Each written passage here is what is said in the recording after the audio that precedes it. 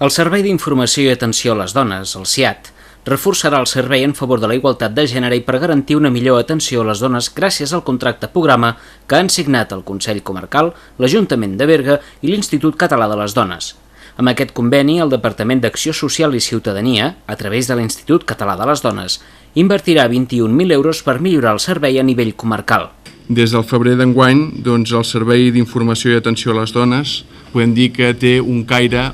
comarcal. Té un caire comarcal gràcies al conveni signat entre l'Ajuntament de Berga i el propi Consell Comarcal i auspiciat també per l'Institut Català de les Dones. I per tant, en aquest sentit es regula l'atenció psicològica, es regula l'atenció jurídica de totes les comarques, de totes les dones de la comarca del Berguedà. Per tant, mitjançant aquest conveni, que ha comptat amb el ple suport de l'Institut Català de les Dones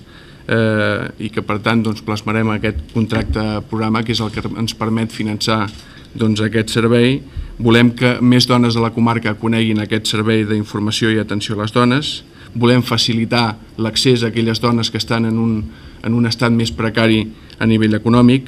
Volem articular ajuts al desplaçament i desplaçament dels professionals que hagin de detectar els problemes que pateixen les dones. Volem promocionar i desenvolupar accions de sensibilització i prevenció. També volem donar cobertura a les dones i als seus fills quan estiguin en situació de risc i per tant hem de preveure un possible allotjament urgent que pugui haver-hi i en definitiva i no menys important el que volem és que hi hagi una coordinació i un treball en xarxa entre els professionals que atenen les dones en situació de violència masclista. El fet que el conveni sigui entre 3 administracions diferents és per l'Institut Català de les Dones vital per coordinar esforços i treballar conjuntament per oferir major confiança a totes les dones en general i especialment a aquelles que pateixen o han patit violència de gènere. És fonamental donar compliment a una de les qüestions que apareixia a la Llei de Drets de les Dones a erradicar la violència masclista, que era garantir al màxim l'equitat territorial, la igualtat d'oportunitats en l'àmbit territorial i per tant ens semblava fonamental desplegar, i així ho vam acordar amb les dues entitats municipalistes, també des d'una perspectiva de sensatesa i d'oportunitat diguem-ne de país, de signar i desplegar tot el conjunt dels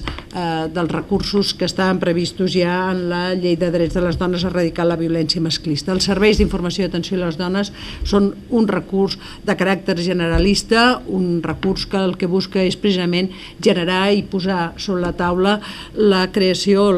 posar sobre la taula la confiança de les institucions i la confiança de la ciutadania envers les institucions. L'Ajuntament de Berga va ser pioner en oferir un punt d'informació i atenció a les dones des de l'any 2006, impulsat gràcies al Pla de Barris.